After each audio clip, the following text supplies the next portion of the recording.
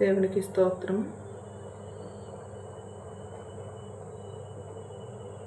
మరియు నేను దేని నిమిత్తము రాయబారినై సంఖ్యలలో ఉన్నాను, ఆ సువార్త మర్మమును ధైర్యముగా తెలియజేయుటకు నేను మాట్లాడ నోరు తెరుచున్నప్పుడు దానిని గురించి నేను మాట్లాడవలసినట్లుగా ధైర్యముతో మాట్లాడుటకై వాక్శక్తి నాకు అనుగ్రహింపబడినట్లు నా నిమిత్తము పూర్ణమైన పట్టుదలతో విజ్ఞాపన చేయుచు మెలకువగా ఉండుడి.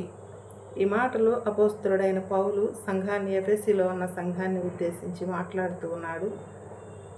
పౌలు సువార్త పని నిమిత్తము తను రాయబారిగా ఈ లోకానికి దేవుని చేత పంపించబడ్డానని, అలాగే సువార్త మర్మయుక్తంగా ఉంది.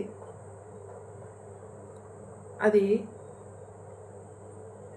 సువార్త యొక్క మర్మాన్ని తెలియజేయడం కోసం తాను ధైర్యంగా దేవుని దాన్ని తెలియజేయుటకు ఆయన మాట్లాడటానికి వాక్శక్తి దేవుడు అనుగ్రహించాలని అనేకమైన బంధకాల్లో తాను బంధించబడ్డాడు. సువార్త ప్రకటించకూడదని చెప్పి తనని బంధించి అనేకమైన శ్రమలకి తనను గురి చేశారు.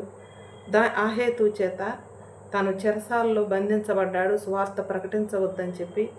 దాని నిమిత్తము సంఘానికి లేఖ రాస్తూ ఉన్నాడు.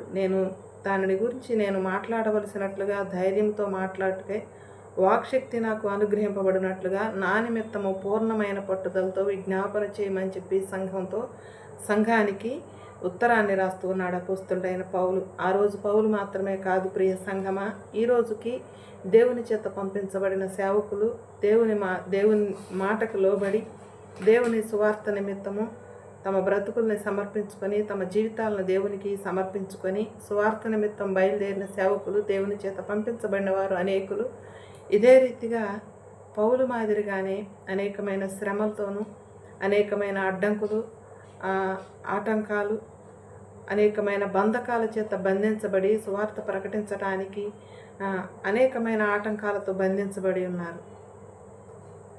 ఆ రోజు పౌలుకి ఏ రకమైన సమస్యలు ఎదురైనాయో ఈరోజు సేవకులకి అదే రకమైన సమస్యలు ఎదురవుతూ ఉన్నాయి. కాబట్టి వారి నిమిత్తము పట్టుదలతో మనం విజ్ఞాపన చేయవలసిన వారంగా ఉన్నాం. వారి సువార్త ప్రకటిస్తూ ఉన్నప్పుడు ఏమి మాట్లాడాలి, ఏమి ప్రకటించాలి, ఎలాగ ప్రకటించాలి అనేది దేవుడు అనుగ్రహించలాగున వారి నిమిత్తము పూర్ణమైన పట్టుదలతో ప్రార్థించవలసిన వారంగా ఉన్నాం.